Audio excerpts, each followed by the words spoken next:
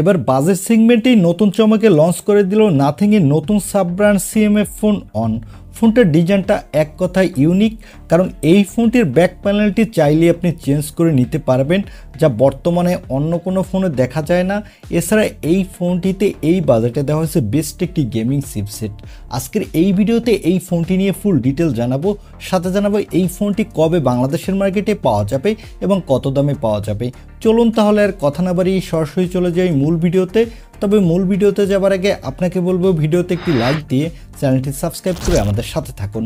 প্রথমে এই ফোনটির বক্স কন্টেন্ট নিয়ে কথা বলবো। এই ফোনটির বক্সটির ভিতরে শুধু আপনি কাঙ্ক্ষিত ফোনটি পাবেন, আর পাবেন USB Type-C কেবল। বক্সের ভিতরে কোনো চার্জার থাকছে না, চার্জার আপনাকে আলাদা কিনে নিতে হবে। ফোনটির ব্যাক প্যানেলটি দুইটি ভেরিয়েন্টে পাবেন, একটি হলো প্লাস্টিক, অন্যটি হলো ভেগান লেদার। ফোনটির বডি ফ্রেমটিও প্লাস্টিকের, ফ্রেমটি বক্সি শেপের। ফোনটির নিচের দিকে পাবেন sim card tray, microphone, USB Type-C port আর স্পিকার।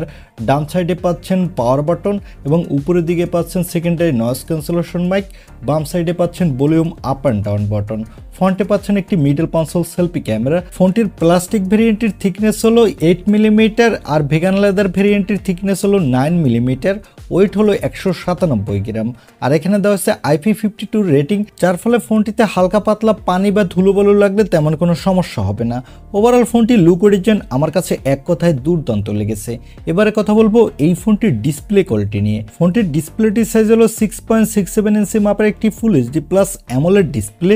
সাথে থাকছে 120 হার্টজের রিফ্রেশ রেট এবং এই ডিসপ্লেটি HDR10+ সাপোর্টেড। ডিসপ্লেটির PPI ডেন্সিটি হলো 395 এবং ডিসপ্লেটির স্ক্রিন টু বডি রেশিও হলো 85.1%। আর এখানে দেওয়া হয়েছে 2000 নিটসের পিক ব্রাইটনেস, যার ফলে ডিরেক্ট সানলাইটে এই ডিসপ্লেতে আপনি কোনো প্রকার ব্রাইটনেসের ঘাটতি পাবেন না। ওভারঅল ফোনটির ডিসপ্লে কোয়ালিটি এক কথায় দুর্দান্ত। আর এখানে 120 হার্টজের রিফ্রেশ রেট থাকার ফলে যারা গেমার আছেন তারা গেমিংয়ের সময় বাটার স্মুথ পারফরমেন্স পাবেন, এবং যারা মোবাইলে প্রচুর ভিডিও দেখতে ভালোবাসেন তারা অ্যামোলেড ডিসপ্লে হওয়ার কারণে দুর্দান্ত ভিডিও উপভোগ করতে পারবেন। এবারে কথা বলবো এই ফোনটির ক্যামেরা কোয়ালিটি নিয়ে। আগেই বলেছি এই ফোনটির ব্যাক সাইডে দেওয়া আছে ডুয়াল ক্যামেরা সেটআপ, যার প্রাইমারি লেন্সটি হলো 50 মেগাপিক্সেলের। এর অ্যাপারচার হলো f1.8, সাথে থাকছে 2 মেগাপিক্সেলের একটি পোর্ট্রেট লেন্স। এই ফোনটির ব্যাক ক্যামেরা দিয়ে আপনি 4K-তে 30 FPS ভিডিও রেকর্ড করতে পারবেন এবং এই বাজেট হিসেবে আপনি মোটামুটি ভালোই ফটোগ্রাফি তুলতে পারবেন। তবে এই ফোনটির ব্যাক ক্যামেরা যদি একটি আল্ট্রা ওয়াইড লেন্স থাকতো তাহলে ক্যামেরা কোয়ালিটি আরও অনেকটা বেটার হতো। চলুন এবার এই ফোনটির ব্যাক ক্যামেরার কিছু ফটো স্যাম্পল দেখে আসি, তাহলে আপনারা বুঝতে পারবেন এই ফোনটির ব্যাক ক্যামেরা কোয়ালিটি কেমন।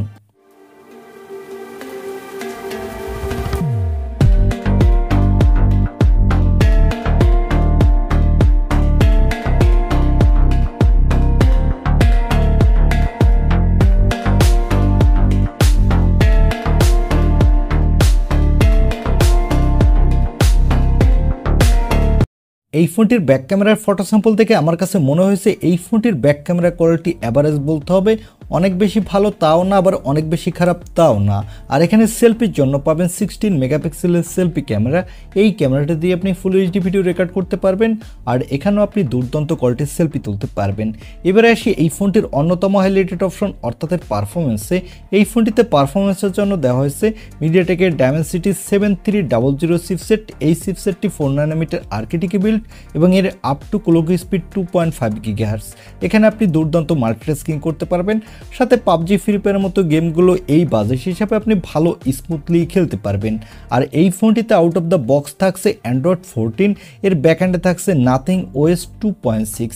এখানে আপনি 2 বছরের মেজর অ্যান্ড্রয়েড আপডেট পাবেন, সাথে 3 বছরের সিকিউরিটি আপডেট পাবেন।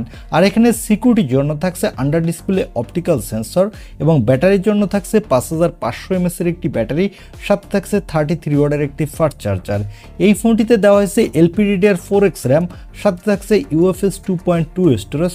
তবে এখানে মিনিমাম UFS 3.1 স্টোরেজ দেওয়া উচিত ছিল, তাহলে ফোনটির রোম স্পিড আরেকটু বেটার হতো। এবং ফোনটি মার্কেটে আপনি 3টি র্যাম রম ভেরিয়েন্টে পাবেন। তবে ভালো ব্যাপার হলো এই ফোনটিতে চাইলে আপনি একটি সিম কার্ডের সাথে একটি মাইক্রো SD কার্ডও ইউজ করতে পারবেন। ফোনটি মার্কেটে আপনি 3টি কালার ভেরিয়েন্টে অ্যাভেলেবেল পাবেন, তবে আপনি ব্যাক কেস কিনে নিয়ে ফোনটি আপনি 3টি কালারে ইউজ করতে পারবেন। এর ব্যাক কেস আলাদা আপনাকে কিনে নিতে হবে।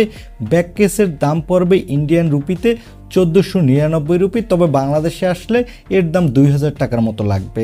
আর এই ফোনটি গ্লোবাল এবং ইন্ডিয়ান মার্কেটে লঞ্চ হয়ে গেছে। এর বেস ভেরিয়েন্ট অর্থাৎ 6128GB ভেরিয়েন্টটির দাম রাখা হয়েছে 15,999 রুপি এবং এর 8128GB ভেরিয়েন্টটির দাম রাখা হয়েছে 17,999 রুপি। তবে প্রতিটি ভেরিয়েন্ট থেকে আপনি 1000 রুপি করে ডিসকাউন্ট পাবেন। আর এই ফোনটি বাংলাদেশে আসলে এর বেস ভেরিয়েন্টটির দাম পড়বে বাংলাদেশি টাকায় 23 থেকে 24,000 টাকার মধ্যে এবং আপার ভেরিয়েন্টটির দাম হবে 25 থেকে 26,000 টাকার আশেপাশে।